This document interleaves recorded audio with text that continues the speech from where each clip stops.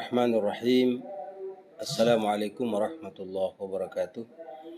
Alhamdulillahirabbil alamin wassalatu wassalamu ala asyrafil mursalin Sayyidina Maulana Muhammad wa ala alihi wa sahbihi ajma'in, amma ba'd. Saudaraku kaum muslimin yang dirahmati Allah Subhanahu wa taala, alhamdulillah pada malam hari ini, malam pertama di bulan suci Ramadan, alhamdulillah kita bertemu kembali dengan bulan suci Ramadan. Mudah-mudahan dengan datangnya bulan suci Ramadan ini segala kesalahan kita, dosa-dosa kecil kita terhapus dengan kembalinya bulan Ramadan dan kita diberikan kekuatan untuk mengisi amaliyah Ramadan kita dengan secara optimal sehingga nanti kita mendapatkan prestasi al-muttaqin, orang-orang yang bertakwa. Amin ya rabbal alamin. Baik, pada malam hari ini kita kembali untuk reaction terhadap atau mengulas apa yang menjadi pertanyaan-pertanyaan yang diajukan kepada Syekh Umar Abdul Kafi. Mudah-mudahan kita mendapatkan manfaat ilmu dari pertanyaan-pertanyaan ini. Mari kita ikuti. Bismillahirrahmanirrahim. عمري 13 عاما ما شاء الله، والله ما شاء الله، والله هذا الذي أقوله أن أولادنا وبناتنا الصغيرات الذين يأسوا في مجتمعنا الإسلامي من الذرية والأحفاء أبدا. والله أنا من زمن وأنا أقول إن الرهان طبعا المراهنات حرام، لكن أنا عندي ثقة مطلقة بالاستقراء أن أبناءنا وبناتنا وأحفادنا وأسباطنا وحفيداتنا بإذن الله هم الذين سوف يرفعوا لواء الإسلام، هم الذين سوف يردوا الأمة إلى مجدها وإلى دينها وإلى ربها ردا جميلا. والله أنا مجرد بس قال عمري 13 عام. ما سؤالك يا ولدي؟ عمري 13 عاما. هل أكتب وصيتي؟ والله إنك إنسان عظيم، والله إنك سبحان الله يعني شاب صالح، يعني أنت رجل، يعني بمعنى الرجولة. لما قال الله وجاء رجل من أقصى المدينة وقال ربنا فيه رجال، والله أنت منهم بفضل الله سبحانه وتعالى.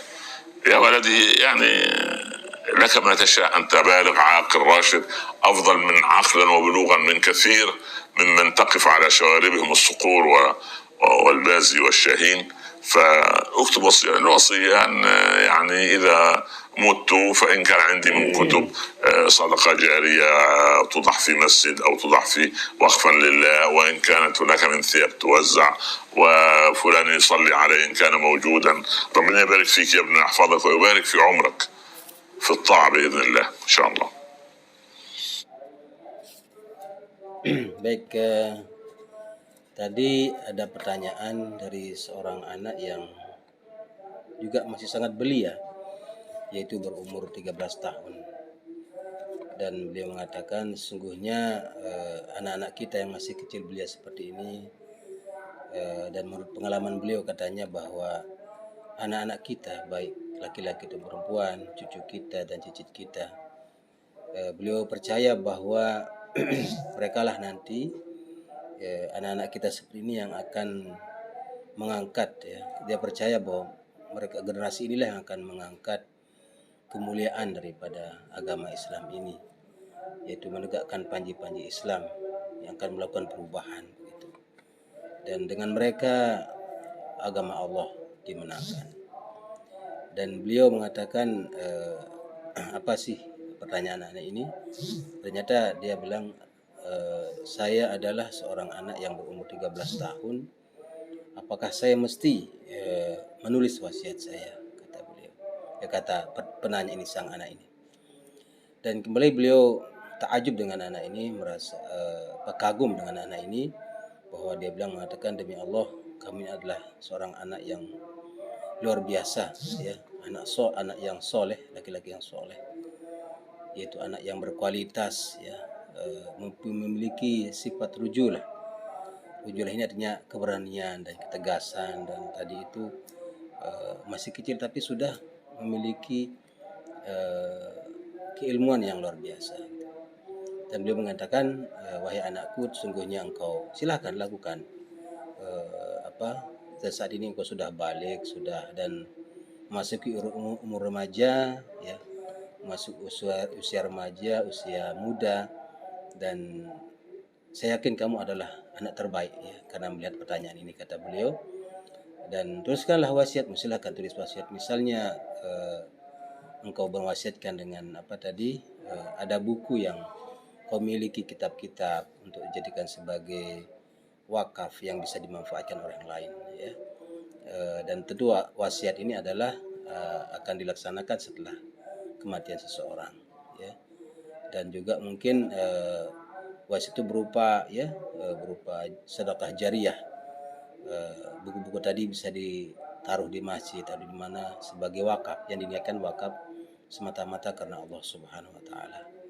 Dan beliau mendoakan anak ini supaya diberkahi oleh Allah Subhanahu wa taala juga dalam umurnya, dan selalu dimudahkan untuk berbuat taat kepada Allah Subhanahu wa taala, tentu dengan izin Allah Subhanahu wa taala.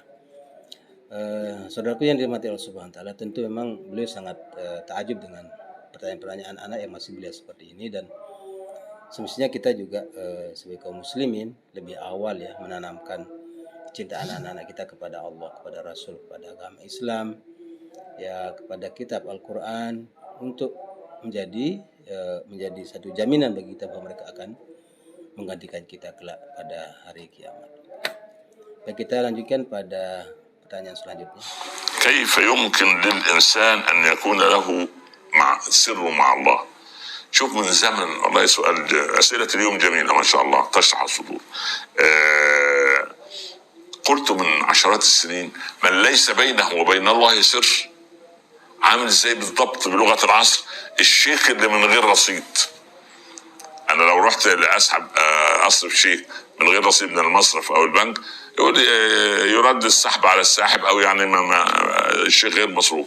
فكل انسان يجب ان يكون له سر، اما ركعتين في جوف الليل، اما دعاء خاص، اما ذكر معين، اما صلة رحم معينة، اما جبر خواطر، اما تفريج كرب، اما فتح ابواب خير للناس، اما سبحان الله دفاع عن مسلم او مسلمة، ذب عن عرض، ايقاف شر كان سوف يحيق بانسان وانا استطيع ان اوقفه. كل هذا يجب ان يكون لك سر مع الله لا تحدث به احدا، ولا زوجتك ولا اولادك ولا زوجك يا بنتي ولا بنتك ولا غيره. نعم. Baik, ini lagi-lagi satu pertanyaan yang juga sangat menakjubkan beliau, di mana pertanyaan selanjutnya ini berbunyi, bagaimana seorang memungkinkan untuk memiliki ya, rahasia antara dia dengan Allah Subhanahu wa taala. Dan beliau mengatakan, Masya Allah, lihatlah zaman sekarang ini. Beliau sangat takjub dengan pertanyaan ini dan mengatakan bahwa soal atau pertanyaan ini sangat luar biasa, sangat bagus, dan beliau yakin bahwa sejak lama beliau sudah mengatakan bahwa barang siapa yang tidak memiliki rahasia di antara dia dengan Allah Subhanahu wa taala, maka itu ibarat seseorang yang memiliki cek atau rekening tapi tidak ada isinya, tidak ada modal di dalamnya. Nah, rahasia ini maksudnya adalah ada amal-amal taat, kebaikan yang tidak boleh tahu orang-orang lain kecuali hanya Allah Subhanahu wa taala. Ada sir baina Allah wa rabbih, bainal abdi wa rabbih. Jadi si rahasia seorang hamba dengan Allah Subhanahu wa taala, itu maksudnya di sini. Dan kata beliau, orang yang tidak memiliki rahasia dengan Allah Subhanahu wa taala, bahwa itu ibarat orang yang punya tadi rekening tapi tidak ada isinya, tidak ada modalnya di situ. Karena apa? Karena setiap orang, kata beliau, harus memiliki rahasia antara Allah Subhanahu wa taala. Sirun bainahu wa bainallah. Ya, seperti misalnya sholat 2 rakaat di tengah malam. Nah, ini tidak perlu diceritakan kepada orang. Ya, 2 rakaat hajud ya, untuk itu adalah merupakan hanya dia dengan Allah yang tahu. Kemudian juga ada misalnya doa khusus ya kita panjatkan kepada Allah, ada zikir khusus. Kemudian juga kebiasaan silaturahim ya dengan sesama, yang seperti dalam hadis itu, yang ketika dia berziarah bersilaturahim kepada saudaranya, yang tidak ada lain yang membuat dia begitu adalah semata-mata karena dia cinta dia karena Allah Subhanahu wa taala kepada saudaranya itu. Atau juga berupa membantu orang, meringankan beban orang, atau orang yang sedang kesusahan, sedang galau, kita bantu dia untuk keluar dari istilahnya kondisinya itu ya. Ini juga merupakan sebuah amalan yang itu harus dirahasiakan dengan Allah SWT, atau kita membuka pintu kebaikan untuk orang lain yang ini kemudian yang tidak ada yang tahu ya kecuali diri kita dan Allah SWT. Atau juga ada membela kepentingan kaum muslimin tanpa kita harus diketahui bahwa kitalah yang melakukan itu gitu. Sehingga orang seperti ini, orang ikhlas ini adalah ketika dia ada, dia tidak bisa dirasakan kehadirannya, tapi kehadirannya tidak kelihatan, tapi dampak itu rasanya ada. Tapi ketika dia tidak ada di situ, dia orang merasa kehilangan. Nah, itulah orang ikhlas. Nah, ini juga semua perbuatan-perbuatan ini dirahasiakan kecuali yang tahu hanya Allah Subhanahu wa taala. Nah, sehingga kita harus memiliki sirun ya, ada rahasia yang kita simpan, ibadah-ibadah taat kita. Nah, inilah yang dikatakan amal yang paling ikhlas kepada Allah, ketika kita bisa menyembunyikan